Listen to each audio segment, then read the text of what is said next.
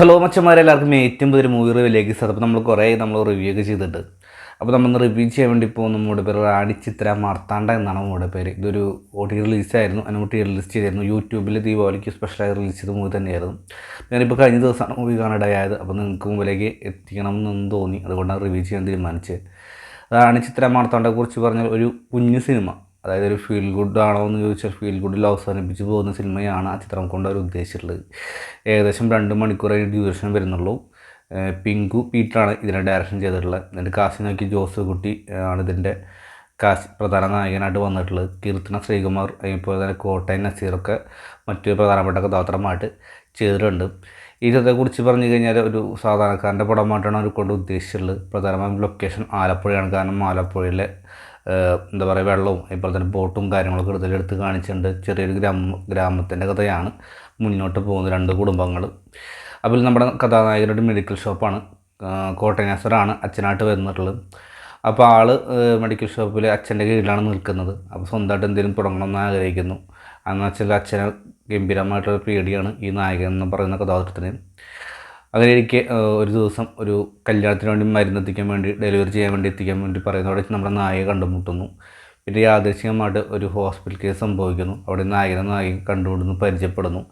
പിന്നീട് നടക്കുന്ന കാര്യങ്ങളൊക്കെയാണ്. നായികയെക്കുറിച്ച് പറയുമ്പോൾ അത്യാവശ്യം സാമ്പത്തികമായിട്ട് നിൽക്കുന്ന ഒരു കുടുംബം. പക്ഷെ നായികയ്ക്കാണെങ്കിൽ പുറത്തോട്ട് പഠിക്കാൻ പോകണം അല്ലെങ്കിൽ ജോലിക്ക് പോകണം എന്ന് ആലോചിച്ച് നടക്കുന്ന ഒരു വ്യക്തിയാണ്. പക്ഷേ ഫാമിലി പറയുന്നത് കല്യാണം കഴിഞ്ഞിട്ട് പോയാൽ മതി എന്ന് പറയുന്നു. നായിക അതിനൊന്നും ക്ഷമയില്ല. എന്തെങ്കിലും തൻ്റെ കീഴിൽ താൻ എന്തെങ്കിലും സമ്പാദിച്ച് മുന്നോട്ട് പോകുന്ന രീതിയിലാണ് മുന്നോട്ട് പോകുന്നത്. അതങ്ങനെ ഒരു വിഭാഗം. അങ്ങനെ ഈ 2 ടീമും കൂടി ഒന്നിക്കുന്നു. പിന്നീട് നടക്കുന്ന കാര്യങ്ങളൊക്കെ മുന്നോട്ട് പോയിട്ടുള്ളത്. അതിനിടയിൽ സാധാരണ ഒരു കുടുംബത്തിൽ നടക്കുന്ന പ്രശ്നങ്ങൾ, അല്ലെങ്കിൽ അച്ഛനോട് പറയാൻ നമ്മൾ നടക്കുന്ന പ്രശ്നങ്ങളും കാര്യങ്ങളൊക്കെയാണ് അവർ ഉദ്ദേശിച്ചിട്ടുള്ളത്. ഏകദേശം 2 മണിക്കൂറും ചില ഭാഗത്ത് ലേഖെങ്കിൽ പോലും അത്യാവശ്യം വീണ്ടും റിപ്പീറ്റ് ചെയ്യാനുള്ള ചില സീൻസ് ചിത്രത്തിലുണ്ട്. പ്രത്യേകിച്ച് നായകനും നായകനും തമ്മിലുള്ള സീൻസൊക്കെ, ഒരു ഫോട്ടോ കോപ്പിയുടെ ഭാഗങ്ങളൊക്കെ പറയുന്ന ഭാഗങ്ങളൊക്കെ വളരെ നല്ല രീതിയിൽ തന്നെ ഇഷ്ടപ്പെട്ടു. അത്യാവശ്യം കൊള്ളാവുന്ന രീതിയിൽ തന്നെയാണ് അവർ ആ സീൻസൊക്കെ എടുത്തിട്ടുള്ളത്. അത് കണ്ടവർക്ക് എന്തായാലും മനസ്സിലാവും. ഇതിലെടുത്ത് പറയുന്നത് നമ്മുടെ ഇതിൽ നായകനായിട്ടുള്ള കഥാപാത്രം മുൻ ചിത്രങ്ങളിലും ചെറിയ ചെറിയ വേഷങ്ങൾ ചെയ്തു തന്ന വ്യക്തി പിന്നീട് ഇതിൽ പ്രധാനമായിട്ട് ഇമ്പോർട്ടൻ്റ്, അതായത് നായക കഥാപാത്രം തന്നെ ചെയ്യേണ്ടി വന്നു. അത് തന്നെയാണ് ഏറ്റവും വലിയ നടൻ്റെ ഒരു കഴിവ് തന്നെയായിരിക്കും.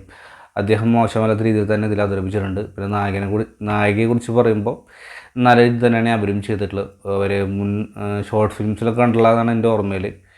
അതേപോലെ തന്നെ സിനിമകൾ അങ്ങനെ സജീവമായിട്ട് ഞാൻ കണ്ടിട്ടില്ല. ഇതായ ചിത്രമാണെന്ന് പ്രതീക്ഷിക്കുന്നു. എങ്കിലും ഇനിയും മികച്ച അവസരങ്ങൾക്ക് ഉണ്ടാവട്ടെ എന്ന് പ്രതീക്ഷിക്കുന്നു. പിന്നെ കോട്ടയം നസറിനെ കുറിച്ച് പറയേണ്ട ആവശ്യമില്ലല്ലോ. അദ്ദേഹം നല്ല രീതിയിൽ തന്നെ മികച്ച രീതിയിൽ തന്നെ ചെയ്തിട്ടുണ്ട്. സിനി എബ്രാഹിം ഉണ്ട്, അവർ മികച്ച രീതിയിൽ തന്നെ ചെയ്തു. ബാക്കിയുള്ള വ്യക്തികളും മോശമാക്കാത്ത രീതിയിൽ തന്നെയാണ് ചെയ്തിട്ടുള്ളത്. അവസാനം കുറച്ച് സസ്പെൻസും ത്രില്ലറൊക്കെ കൊണ്ടുവരാൻ ശ്രമിച്ചിട്ടുണ്ട്. പക്ഷെ അത് വർക്കൗട്ട് ആയിട്ടില്ലെങ്കിൽ പോലും അതിൻ്റെ എൻഡിങ്ങിൽ ഒരു ഫീൽ ഗുഡ് രീതിയിൽ തന്നെയാണ് ചിത്രം സമീപിച്ചത്. അപ്പോൾ കൂടുതലായിട്ട് നമുക്കൊന്നും പ്രതീക്ഷിക്കാനില്ല.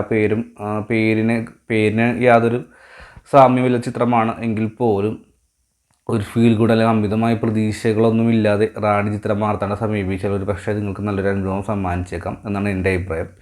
അപ്പോൾ നമ്മുടെ ഇവിടെ ഇഷ്ടപ്പെട്ട ലൈക്ക് ഷെയർ എന്ന കാര്യം ഒന്ന് പരിഗണിക്കുക. അതായിരിക്കും. Bye friends.